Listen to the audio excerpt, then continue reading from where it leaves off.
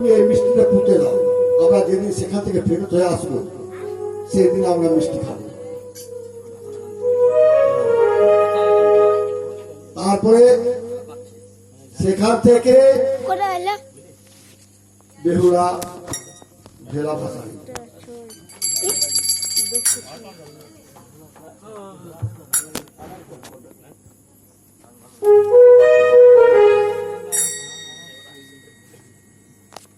बिलखन वाला घाट भवानी भाषे रे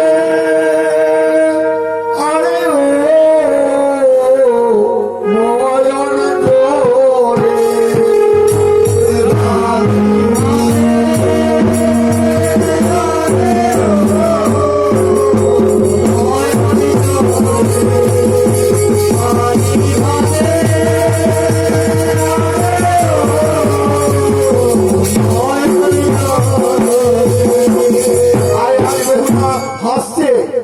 আর নিজের নিজের আক্ষে বলছে, বলছে ওগো স্বামী, তুমি যদি আজ বেঁচে থাকতে তাহলে আমি সাগরে ভাসতাম না, তোমাকে নিয়ে কত রকম আমি খেলা করতাম।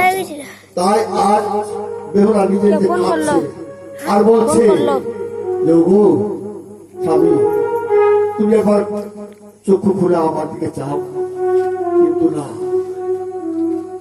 মোড়াকে আর খুলে তখন বেহুলা নিজের আক্ষেপ করে বলছে বলে বলে ঠোকা ঠোকা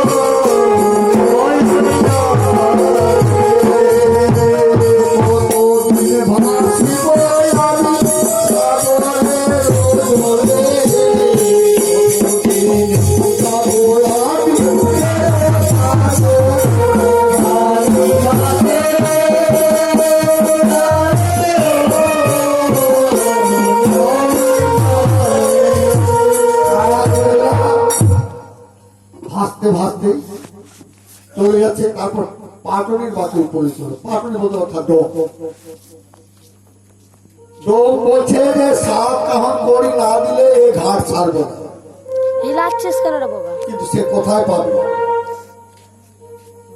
সেখানে ভিক্ষা করে করে যা কিছু পেল দিল,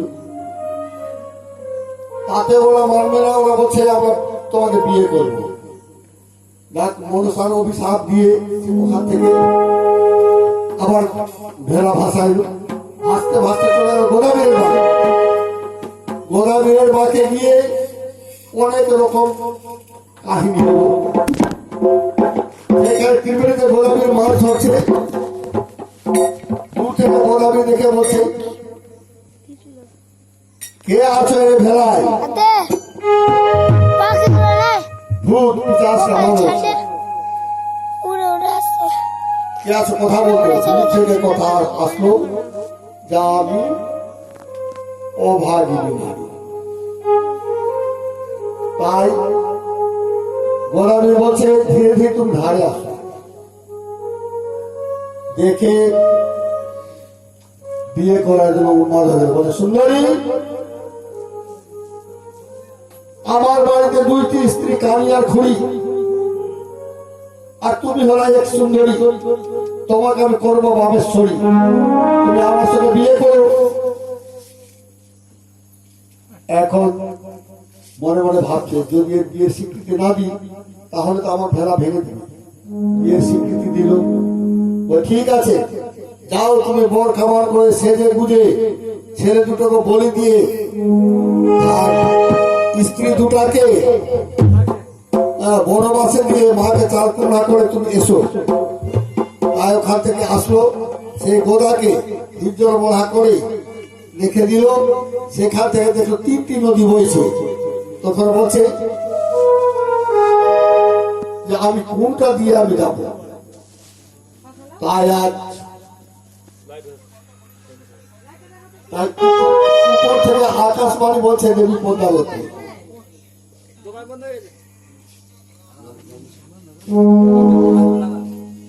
বলে হয় রে বহে গঙ্গা তীরে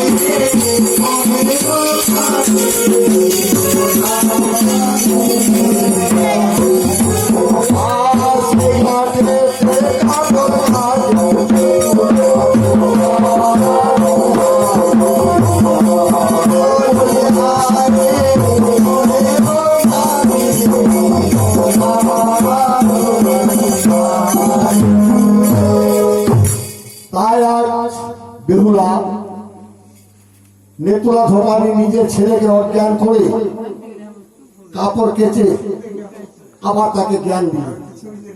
তাই দেখে পদ্মাবতী বলেছিল তো তুমি নেতা দিদির কাছে যাওয়া সব তোমার উপায় করে দিল। তাই নেতার কাছে গিয়ে পা ধরে বলছে, গিয়ে বলছে প্রাণের বাসি গো তুমি বসায়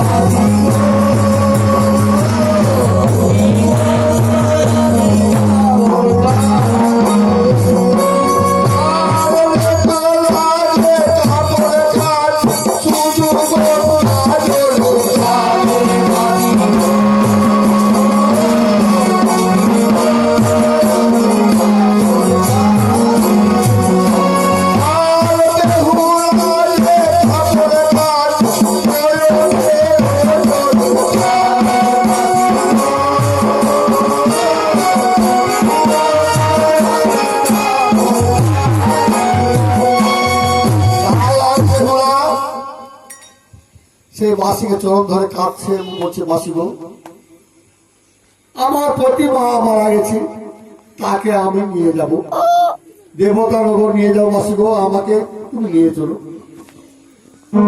আর ধীরে ধীরে ধীরে ধীরে দেবতা নগরে নিয়ে গেল। দেবতা সমাজ বসে আছে, ওখানে গিয়ে প্রণাম করলো এবং পরিচয় দিল। পরিচয় দেওয়ার পর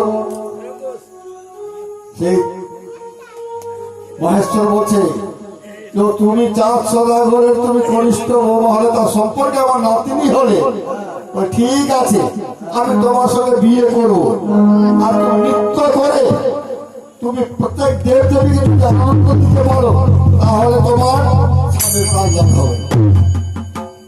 তাই আজ নৃত্য করতে লাগলো। নৃত্য করে করতে করতে সব দেব দেবীকে মন জয় করবো।